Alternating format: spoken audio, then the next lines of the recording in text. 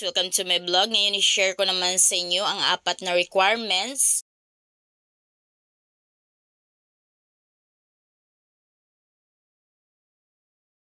sa pag-apply ng Pag-ibig MPL loan online para sa mga self-employed or voluntary members. So 4 lamang na mga requirements ang kailangan i-submit online.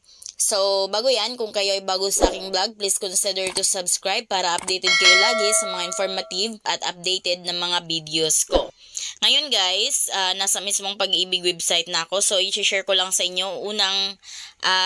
Unang requirements is the loan application form or yung MPL form. Ayan, so yun yung unang form na requirements. So, ito yung front page at back page. Ayan. So, yan yung requirements. So, dalawa yung ipapasa yung MPL form. Then, pangalawa is your one valid ID. And then, yung pangatlo is the cash card. So, of course, dapat may Pag-ibig loyalty card plus or cash card na kayo. Then, pang-apat is the selfie photo. So, sa selfie photo guys, dapat hawak nyo yung Pag-ibig loyalty card plus ninyo at yung ID ninyo. Ayan. So, yan yung 4 na requirements para makapag-proceed kayo sa inyong MPL loan application through online. So, ngayon, isa-isahin natin. Ngayon guys, i-share ko sa inyo kung paano makuha yung mga requirements na mga yon.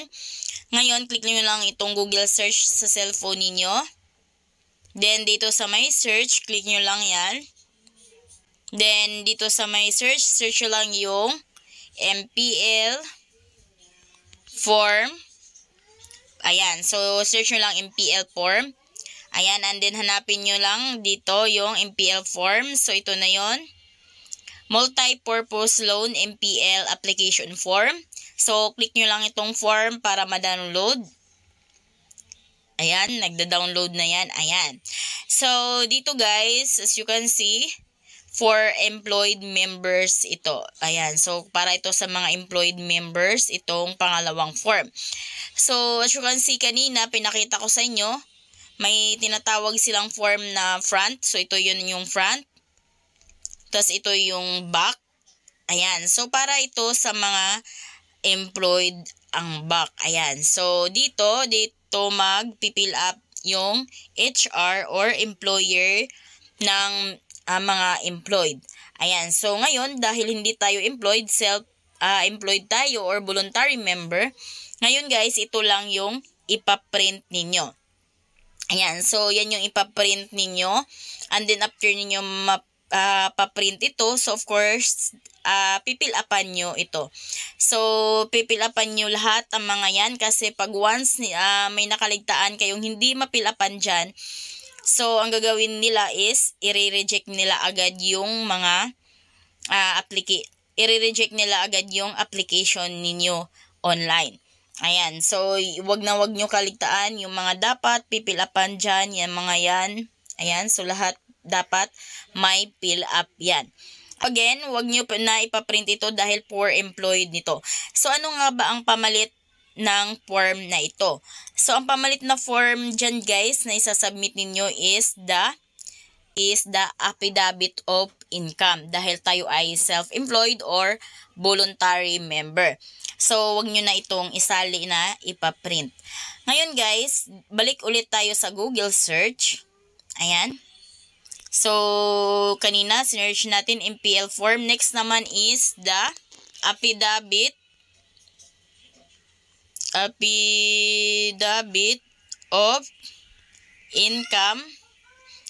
Ayan, so ito i-search nyo, affidavit of income, Pag-ibig.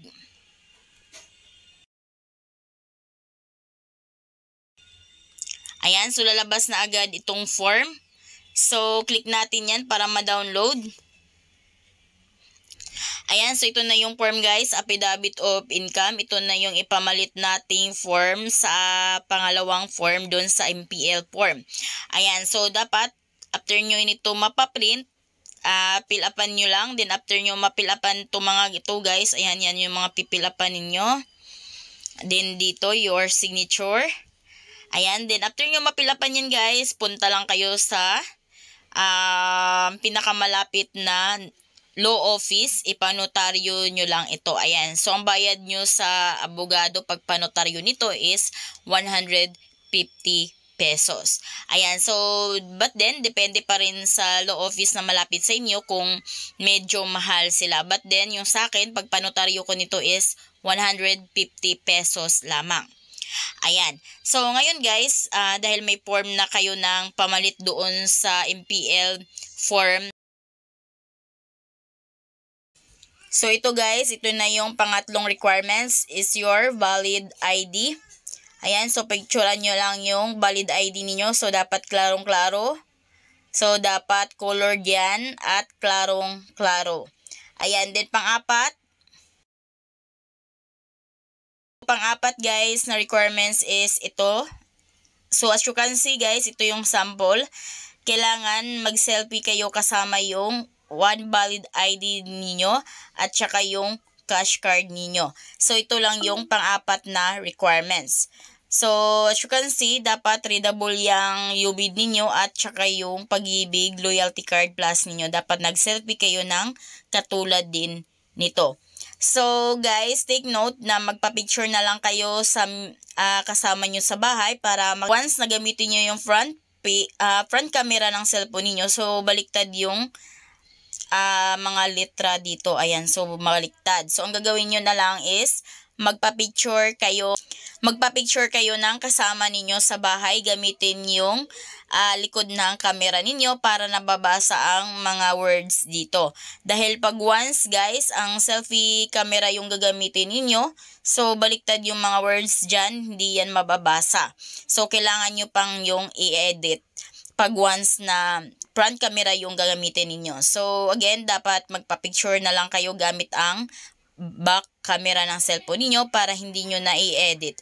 So, ayun lang guys, ang 4 na requirements pag once na mag-apply kayo ng Pag-ibig MPL loan online kung kayo ay self-employed or voluntary member. So, kung kayo ay bago sa aking vlog, please consider to subscribe para updated kayo lagi sa mga informative mga videos. Thank you for watching!